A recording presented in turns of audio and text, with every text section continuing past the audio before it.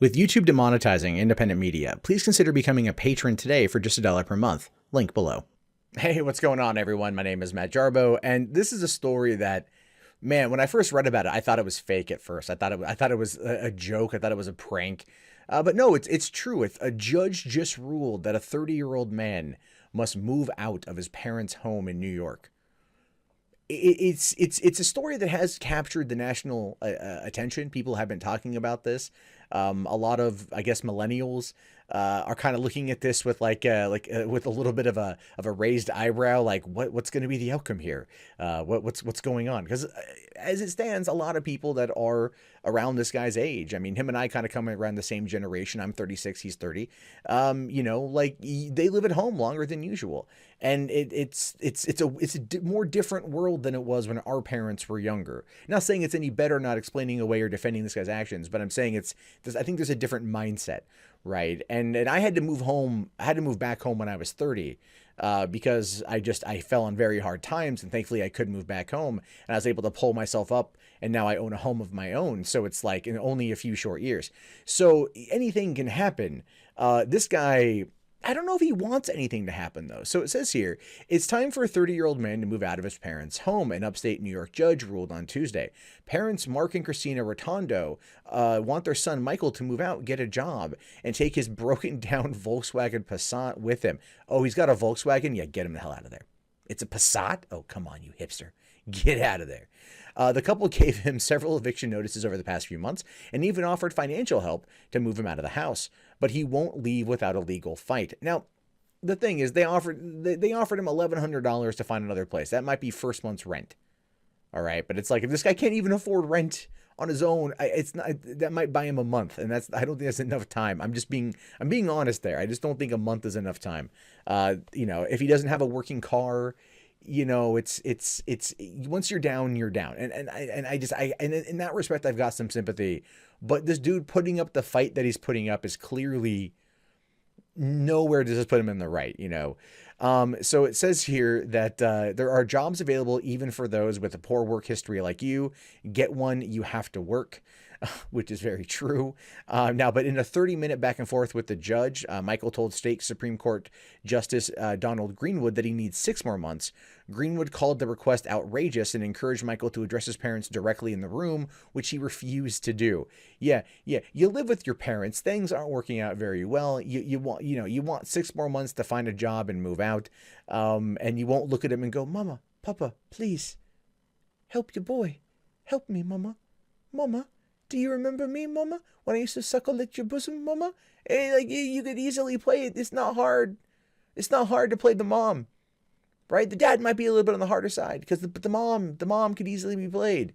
You give her the doe eyes and go, but Mama, and you play Mommy, and she'll freaking melt. And then the dad will have no choice but to go along because it's going to cause friction. I'm just saying he could have played it, but this dude, he dug his heels in. I give him a little bit of credit there. He dug his heels in and fought. Why didn't he put this much effort into getting a goddamn job? This is my question on that one. So it says here that Greenwood encouraged the parents' lawyer to draft an eviction notice. After the court decision, Michael told camera crews to meet him outside, where he told them he plans to appeal. He also said he has a business to support himself, but declined to elaborate. Okay, then he went back to his parents' home. So he's got to get out. He's going to file an appeal. He doesn't like his parents. He doesn't like living there. He doesn't like all of these things. But yet somehow, because his excuse is that he buys his own food and does his own laundry. So if you can buy your own food, why can you pay your own rent? And how are you making money to buy your own food? Now, if I had to go on a limb and I had to just speculate and guess here, it would be something that is probably internet related. Now, I don't know if he's sitting there and he's puffing off some shots on stream for some people in different parts of the world. I got no idea. Who knows if he dresses up like a 13-year-old Thai boy? Who knows? I don't know. He's into some weird shit. Or he just sits there. Although I'm going to say cryptocurrency, being legitimate, I would argue probably cryptocurrency maybe is a way, but it's like still at the same time. Just go get a job, man. Go find a roommate. Go on Craigslist, look for a room to rent. You can do that.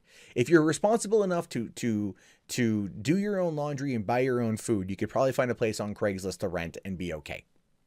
Right? You could probably do that. But this guy doesn't want to do that. And I don't understand necessarily why. In another article that I read, he did say, like, tried putting the blame on the dad. Like his dad said, like, I'm a good dad. I took him skiing. I taught him things, and he said that Ashley was a detriment to him. Right. So is this where we are right now in terms of our society and dealing with fathers?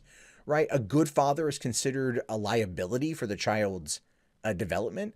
I don't understand that. I don't understand how there's this. Now, this guy also ended up getting an offer from a pizzeria, like an Italian pizzeria that feels for millennials, right? Offered him a bit of a job there, feels for them.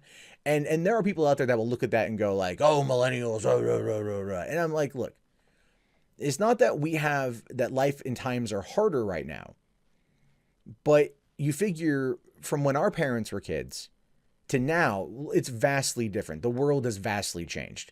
And maybe the skill set that our parents had when they were younger don't necessarily apply to their children of today, right? When my mom was young and my mom wanted to buy a bicycle, she spent the summer working as a berry picker, right? And she raised enough money to buy a Schwinn bike, one she still has like 40, 50 years later.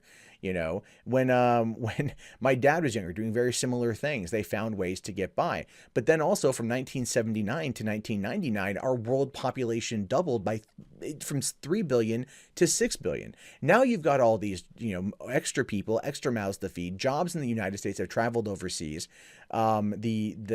People's debts are increasing, profits are increasing for companies, but the wages are stagnating.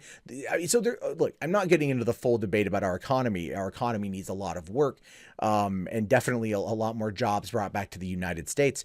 But that could also be a factor involved in this. I don't believe this particular case is as isolated as many people make it out to be. It's just garnered more national attention due to the fact that it is a 30-year-old man who's been ordered by the Supreme Court of New York, at least in Syracuse, to GTFO of the House.